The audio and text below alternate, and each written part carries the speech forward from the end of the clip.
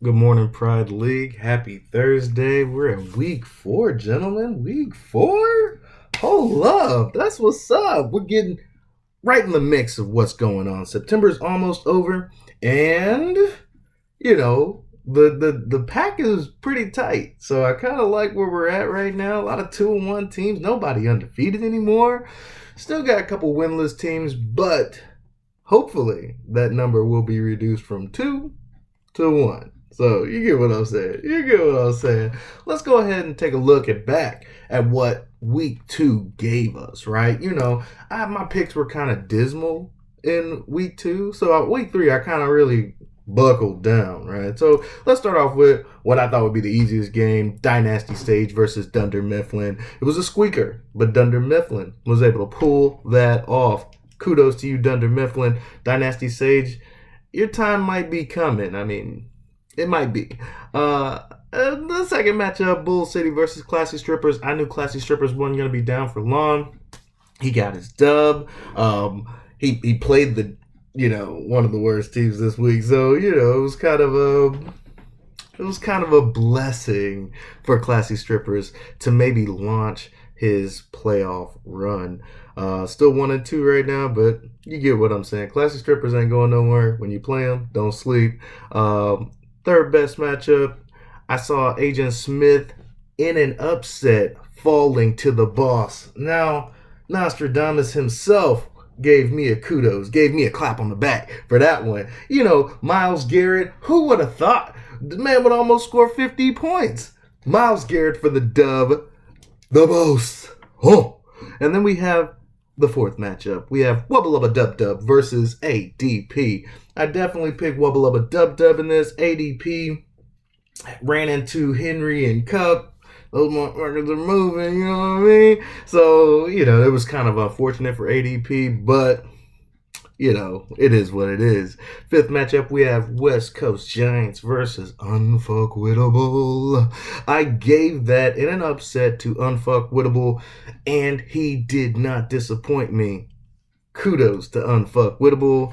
Unfortunate for West Coast Giants, no longer undefeated.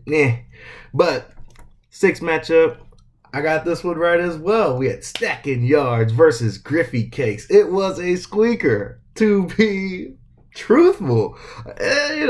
Squeaker of the lows, mind you. Those guys would have been beat by anybody except for Bull City.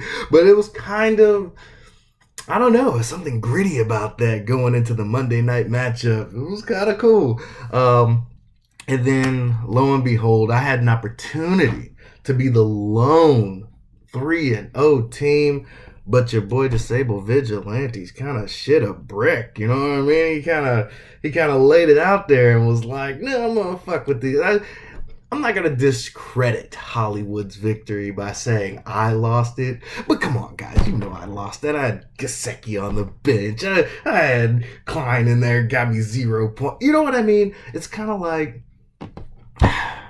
I don't even know. It was kudos to Hollywood for getting that victory, but truth be told, I lost that matchup really bad. Given the fact that McCaffrey and Dalvin Cook are down. But you know what? The one bright spot is watching Josh Allen torch motherfuckers. So, it's going to hurt giving up those guaranteed starters at wide receiver, but I think we'll be better for it in the long run. Time will tell, right? Either way, I was 6-1 with these picks. Your boy was feeling good, and it only stands that the only reason why I didn't get all of these picks right was because I fucked myself. But that's cool. Hollywood, congratulations. You're 2-1 in the pack, making these moves. I see you out there, boy. You trying to see the tag team Hollywood Cow Brothers doing the damn thing. But I'd be remiss if I didn't tell you who my fantasy stud was for week 3. But I think you already know. I'm kind of high on this guy. Unfuckwittable did his damn thing, scoring a boatload of points, making sure that he put great distance between him and those West Coast Giants to come up with the upset. Unfuckwittable fantasy stud for week 3. But as you know, if we got a stud, we gotta have a dud, right? Now, there's only one time out of these 3 weeks where a team has scored less than 200 points. And I'd be remiss if I didn't call out that team by name. And it's Dynasty Sage with 167 points. Holy, you set the bar kind of low, my guy. So we get Bull City, who didn't quite reach the 200 mark. Guaranteed, if you don't hit 200, you're in the running for Fantasy Stud this week. So 200, I think, is the baseline, which I figured it would be. The first couple of weeks where we had guys 280, we even had a guy break the 300 marker. I'd be remiss if I didn't mention that guy by name. That's those Hollywood Cole brothers. Get out of town. How many points did they score in week 2? Let me remind you, it was 332 and a half. God damn points. Now, that bar is set mighty high. That was lofty, even for the scoring categories in our league, which rewards excellent plays, which rewards excellent game day action, hallmark days, career days. It's really tough to imagine a team eclipsing the 300 mark week in, week out. I kind of probably that I want to be in that running. I want to be the first team to hit the 350 point mark, and I hope everybody else has those aspirations. But right now it's Dynasty Stage with the low bar, and we got Hollywood Cole Brothers with the high bar. But Bull City, don't think I forgot about you. You are my dud of this week, my guy. 200, please. Benchmark. Make sure you get there, my guy. All right. So we're done. Week 3 is over. On to week 4, my guys. Now, it's been a rough.